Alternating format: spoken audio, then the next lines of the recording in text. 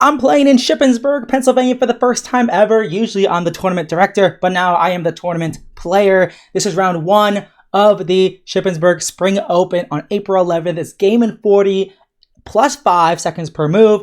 And this is a no engine recap until the very end of this video. I'm playing a high school. I think he's a senior or a junior in high school, lives in Hagerstown, Belgiar, very nice guy. And I'm playing him the first round. Last Ship Open, he gained 150 points. So, he's on the up and up. He's an up and up junior player. I play the good old trusty E4. He plays the KR Con, and I play the fantasy variation. And early on, I could tell that after G6, he wasn't very comfortable in this position. He thought for a while already on move 5, which is normal for most people. And he played this move E6. And this is what I'm saying, like you really can't play like this as black. Like if you got the Swiss cheese set up pretty early on and it is begging to be attacked, especially with this F3 E4 pawn structure with G4 and H4, like there is a huge king side attack brewing already on move 5, on move 6 now, that black has to be aware of. And my opponent, he wasn't really scared, and he probably should have been, because after 97, I castle, and so does he. And now it is just an easy game from here. I go E5. I was thinking about playing G4, but I honestly didn't like the look of takes and E5 striking at the center, opening up the pawn on G4. Same thing with H4. I was just like, is he going to shred things open with, and the thing is, it would be a huge commitment by him to move this e-pawn a second time. He committed his pawn to solidifying his center, but I thought this could be his best idea. Although in this specific case, if I did play H4, I could just take, and it's probably totally fine for me. For example, takes, and I go knight f3. I attack the bishop with tempo. If you go to g3, that seems really weird. That doesn't seem right. Your bishop should be near its house in the Fianchetto structure, but maybe it's okay. And then maybe I still go h4, and I still have a pleasant game. So if I did go h4, I think I don't have to worry about this d takes e4 and e5 business. But if I did go g4, which is one of the moves I really wanted to play, I really don't think this is the way to proceed here. This pawn is hanging. I have to address it, and then I have an isolated king's pawn at the end.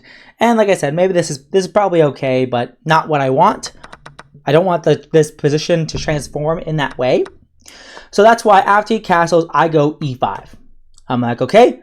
After I go e5, I can still go g4 and h4, but now you never can play e5 yourself. And if you play f6, well, after I go h4, I'm going to go h5 and break apart your king's defense, all your king's pawns, all the pawns in front of your king. So it's really scary if black weakens their king by playing f6.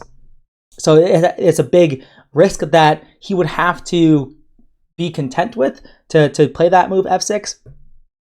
So he goes queen c7, preparing potentially the move c5. And after queen c7, like, I really felt in the driver's seat here. Like, I actually thought he might do something like, I actually spent a long time here evaluating what happens after knight f5, because I definitely don't want to trade my bishop for his knight. So I was thinking about going here. And then I thought for a while, like, okay, well, what happens if, like, queen a5? In this case, I could probably just go g4 now. Probably g4 now. And if h6, if I just take,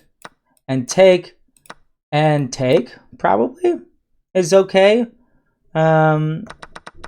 So, and if he just retreats, well, he has nowhere good to retreat. Actually, his knight is trapped. And so I thought, if knight f5 and then bishop g5, f6 would be one of the only moves. Or I guess, sorry, not F's. Oh yeah, actually, it took me a while to realize that after e5 and knight f5, like, he cannot play bishop f6 because e5 is already played. And like, I didn't realize that for like the first couple minutes I was calculating. But I think I evaluated everything correctly here. If he goes f6, that is a huge commitment. And yeah, I mean, honestly, I can still just trade here and then go g4 if I really want to. And this is still a pretty good position. I guess the knight goes to d6 now, which is a pretty good square for it. But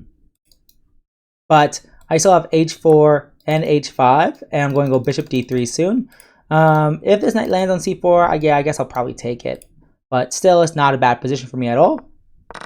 After knight f5, I could also decide to go bishop f2 and do the same thing without trading off my dark square bishop. Although in this specific case, bishop h6 is annoying, defended by the knight. Then I have to play f4. But it's probably still okay because g4 is coming.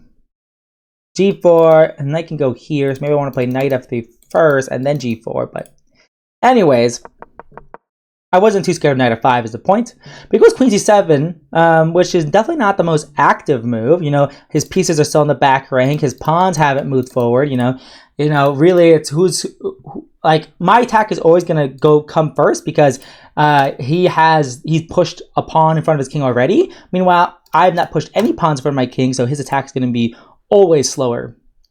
I play f4. Yeah, I was thinking about, if I play g4 here or h4, I was really not sure what's going to happen. Like c5 is kind of annoying.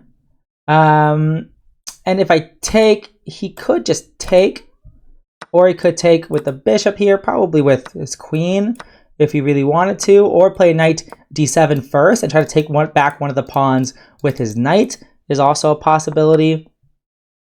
I just thought f6 was interesting, although it would be a huge commitment for him. Once again, he's weakening some of the dark squares, and I thought like he might try to just viciously try to open up the position as fast as possible. I mean, maybe he's gonna go c5 or e5 next, and maybe knight d7 then e5. So I actually wasn't completely sure, so that's why I played f4. My idea was that now if he goes c5, he has to be prepared for me to just take it, and then if he goes f6 immediately, then I can always just go knight b5, knight d6, or I could maybe consider taking. I don't think I would take, but definitely possible. Definitely possible. So I liked. I wasn't too afraid if he tried to snap off the center with my pawn at f4 supporting my center, because it defends my e pawn, but like maybe it's not that important at the end of the day, but I still liked my decision. So I went f4, he went b5, and really he could have played b5 on the last turn. So now with queen on c7, is it really that much better that you played b5 now? And so at this point I was pretty confident I was going to win the game. I mean I was pretty confident on move 7, but now on move 9, move 10 now, I guess, I felt pretty confident. g4, h4, h5. Very simple.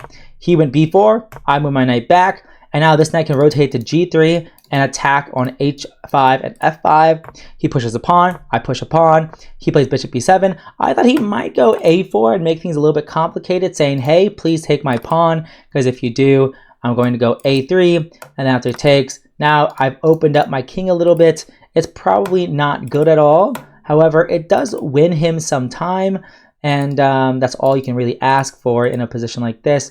Can you win some time? Probably play c5, bishop d7, other rook over. My attack should be coming first, but it is something interesting to consider. For example, c5 and h5. If he took, I'd probably take like this, actually. And if he went bishop d7, I could probably just go queen h2, rook b8, and takes, and I'm breaking through. So my attack should always come first. But I thought he might do that. And instead he went bishop b7, just developing a piece, and x-raying my rook on h1. But I just went h5. He went h6, which is, I think, his last mistake. I mean, this position is already horrendously bad for black. What else are you going to do? You're going to develop a piece? Okay, well now knight g5, and rook b8, then queen h2, and if you ever play c5, I mean, I'm just going to take. So I'm not Not superly concerned with anything right now. If you go H takes and say that, hey, I'm defended, I can probably try to break through at some point. Maybe now, maybe not now, maybe later. But F5 is always a very interesting move to try to break through. Yeah, and if he takes here, I can probably just go F6 maybe. Yeah, F6 is looks pretty devastating here.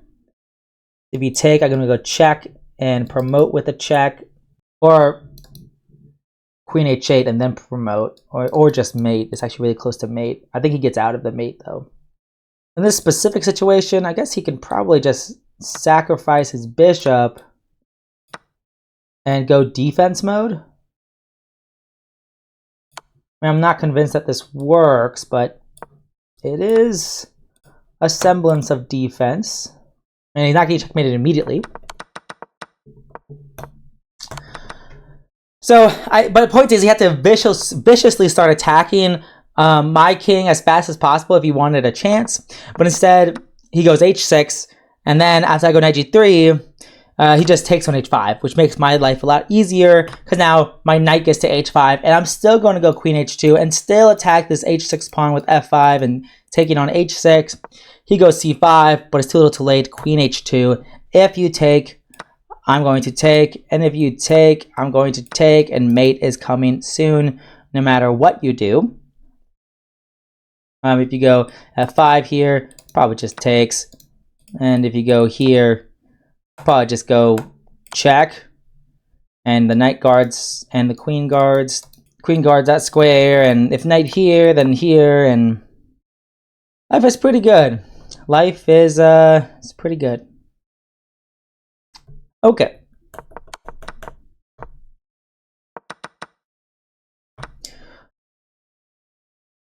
So after I played Queen H2, he played F6 to try to run his king out, but I just take, and he tries to run his king out, and I just take a pawn.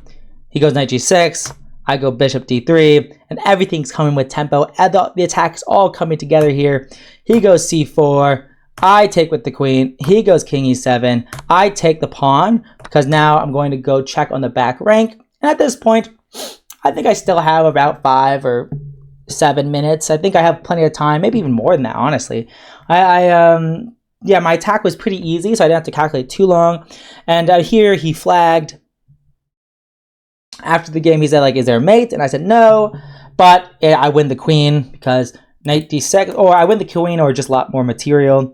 Then if I can go knight F5 check, and there are nowhere to escape for the king, so you should have to take, and then I can go check, and after king here, well, if king here, then this comes with check, and a king D7, then rook H7, and I don't know why it says that's the best move.